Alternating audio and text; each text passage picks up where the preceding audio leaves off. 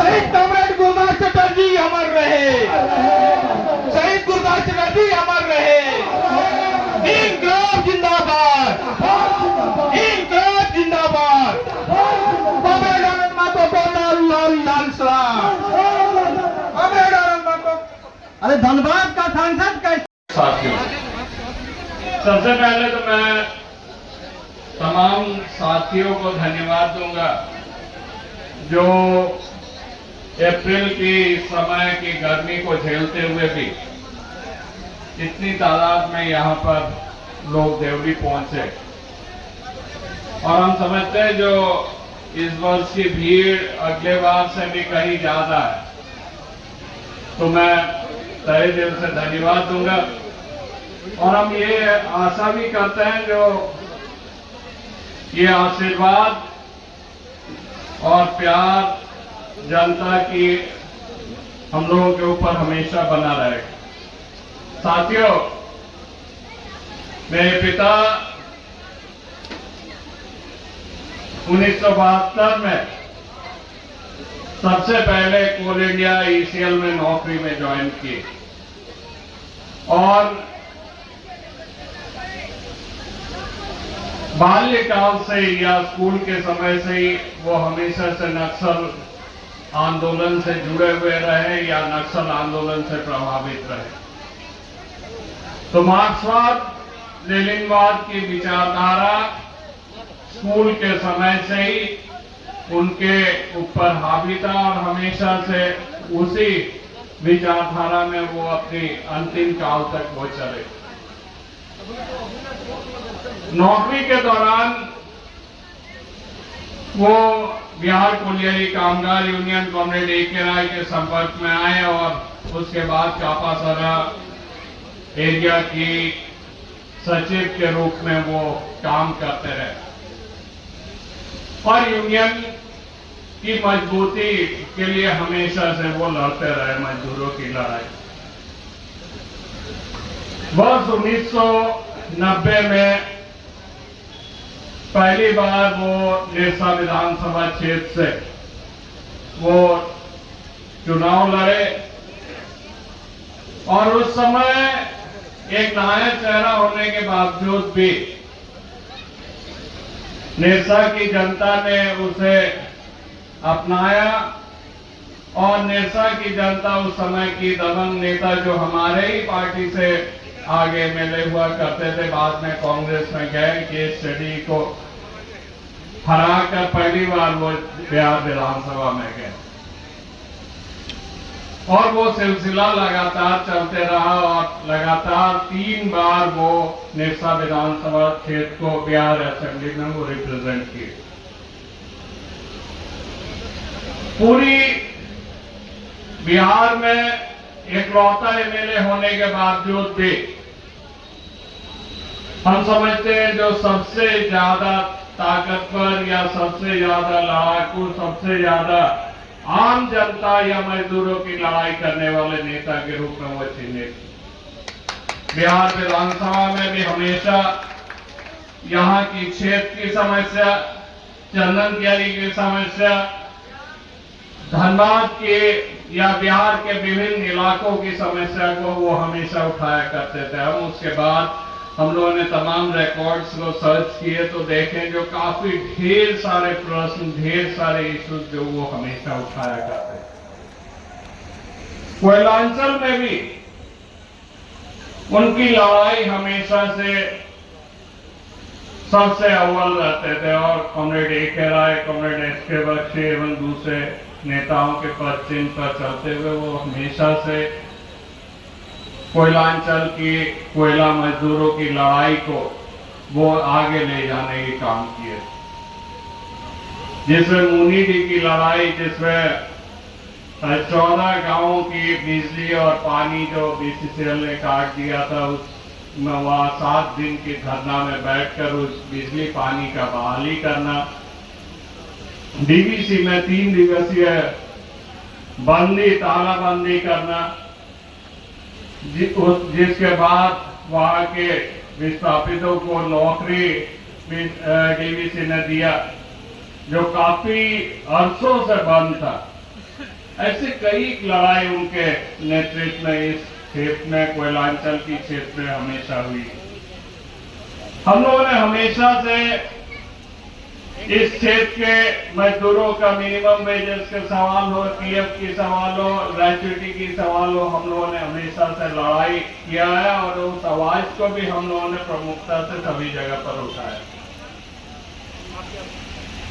कोयला क्षेत्र के निजीकरण के विरुद्ध में तमाम संगठन को लेकर हम लोगों ने सबसे आगे बढ़कर हम लोगों ने लड़ाई की। मेरे पिता हमेशा से जनता को या इस क्षेत्र को अपने परिवार के रूप में देखते थे और हम लोगों से बढ़कर उनको एक परिवार के रूप में हमेशा से अपना के रखे हुए और जनता की काम को हमेशा से प्राथमिकता देने की काम करते थे। हमारे घर में सबसे पहले हम लोगों ने उस दीवार को ही तोड़ दिया जिस दीवार को कुछ लोगों ने बना के रखा था हम लोगों से पहले, जो जनता और विधायक के बीच में मिलने के लिए लोगों ने एक दीवार बना के रखा। तो उस दीवार को तोड़ते हुए जनता को पहली बार एक विधायक से डायरेक्ट आने का मौका मिला, डायरेक्ट आवेदन देने का मौका मिला और कोई छोटी सी छोटी समस्या लेकर भी हम लोगों के घर आने का मौका, ये पहली बात है। हमारी दरवाजा हमेशा से आज भी 24 घंटा आम जनता के लिए खुली हुई है। हम लोग आज भी उसी पद चिन्ह पर चलते हुए हम लोग हमेशा से लोगों की काम को हमेशा से प्राथमिकता देते हुए करते हैं। साथियों, ऐसे व्यक्ति जो हमेशा से जनता की सेवा में अपनी पूरी जिंदगी व्यतीत कर दी है, जिनकी अपनी घर नहीं थी, जिनकी अपनी कोई 4 चक्का गाड़ी नहीं थी, एक मोटरसाइकिल थे, वो भी दिन भर मोटरसाइकिल में घूमते हुए लोगों की काम करते थे। ऐसे व्यक्ति को हमेशा से लोग याद रखते हैं। आज भी हम समझते हैं जो कोयलांचल की धरती कॉमरेड A.K. राय जो आज हम लोगों के बीच में नहीं है, कॉमरेड गुरदास सिंह, कॉमरेड महेंद्र सिंह, ऐसे तमाम शहीदों को, तमाम लोगों को याद रखे हुए जिसने अपनी पूरी जिंदगी में सिर्फ एक ही मकसद रखे थे, जो जनता की सेवा करना, यहाँ के लोगों को आगे ले जाना, जो नीचे तबके के लोगों को है उसको उठाकर आगे बढ़ाना। ऐसे तमाम चीजें हमेशा से उनकी जिंदगी की एकमात्र अहमियत थी, एकमात्र एम थी। तो इसलिए आज भी इतने वर्षों बाद भी हम समझते हैं जो लोग उन्हें याद रखते हैं और हम समझते हैं जो ऐसे प्राणियों को, ऐसे लोगों को हमेशा हमेशा के लिए यहाँ की जनता, झारखंड की जनता, उस समय तत्कालीन बिहार के लोग हमेशा याद रखेंगे। साथियों, क्योंकि लोकसभा इलेक्शन भी बहुत ही सामने है, इसलिए लाजमी है जो हमें राजनीतिक चीजों को भी, परिदृश्य को भी आप लोगों के सामने रखना है। मैं कई साथी ने आप लोगों के बीच में कई चीजें रखे। आज कुछ लोगों का कहना है जो धनबाद में ऐसे कैंडिडेट दिए हैं बीजेपी जिसको हम लोगों को हराना जरूरी है। हम समझते हैं कि उससे भी घातक आज केंद्र सरकार की जो पॉलिसियां है उसको खत्म करने की जरूरत है।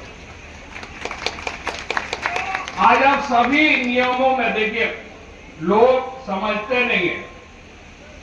यहां धनबाद मजदूर बाहुल इलाका है, एक एक विधानसभा क्षेत्र में कम से कम 200 से 250 फैक्ट्रियां हैं। आपको मालूम है जो पूरी लेबर एक्ट कोई तब्दील कर दिया गया है इंडस्ट्रियलिस्ट के पक्ष में। आप अगर 40 मजदूर से कम है तो कोई भी लेबर कानून, लेबर लॉ आपके ऊपर एप्लीकेबल नहीं होती है। जब चाहे मालिक हटा सकते हैं, जब चाहे मालिक रख सकते हैं।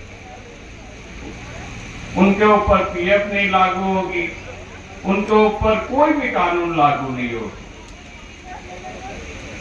ये इस केंद्र सरकार की, बीजेपी सरकार की देन है।